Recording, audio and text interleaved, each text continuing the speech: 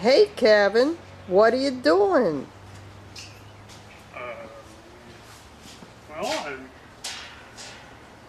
working on this Taurus now. This is part 7 of this making a sculpture video. And as you can see, I've started putting the skin on. This is going to take a long time. How many panels will there be? I believe there's 57 of these panels to do, if you count them all the way around. So I've got 1, 2, 3, 4, 5, 6.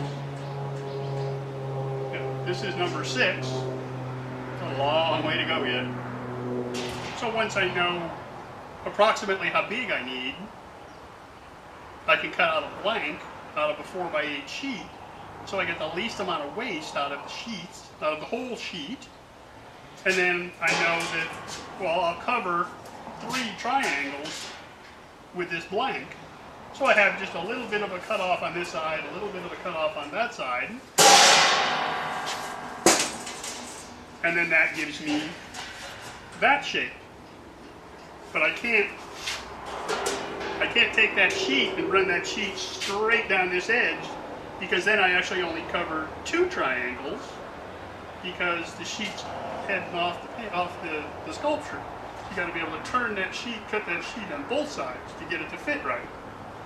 So once I get my basic shape, I've run it through the slip roll once, got that little bit of a curve started, clamp it down, mark it underneath with my Red Rider over there, so that I can see the mark on the steel, cut it out with the plasma cutter, slightly oversized, come back, fit it, shape it, roll it, or go to the wheel and wheel it, whatever I got to do to try to get that curve going. Because remember, not only am I curved this way, but it's also twisted this way at the same time. So you got a compound curve going. You got to fight as you're making these pieces.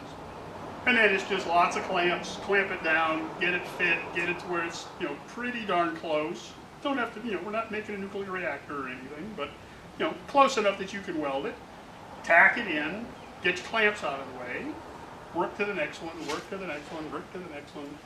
So this will probably take, this one process, this one step in here will probably take about 2.5 to 3 months. Because I've also got other work to do at the same time. I've got other pieces I'm working on, I've got other commissions I'm working on, so I got to keep moving along with those too. So that's where we are.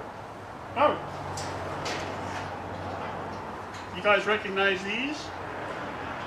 These are the cutoffs that I wound up with in the scrap barrel from when I cut my triangles. So I took 8 of those, cleaned them up with a grinder, just get the surface a little cleaner, clamp them all together with some clamps on the bench, get it close as I can get it here, weld them on the top, and then come in with my grinder and just grind a couple little flat spots in there.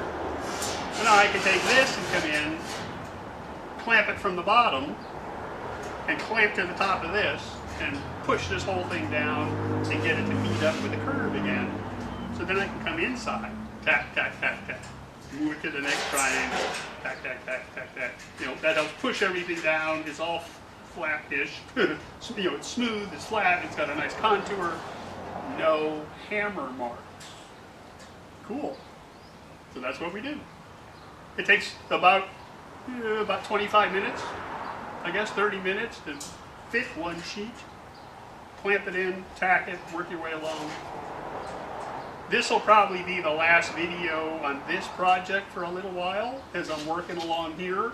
I'm sure you'll see it in the background when it finally comes time to flip it over so I can work on the bottom, or stand it upright so I can work on the bottom. Then we'll come back to this project. So that way we can move on to other things, other projects at the same time. So, boy, let me go ahead and fire up my longevity MIG weld over here, and I'll go ahead and start tacking this on, and let me get back to work.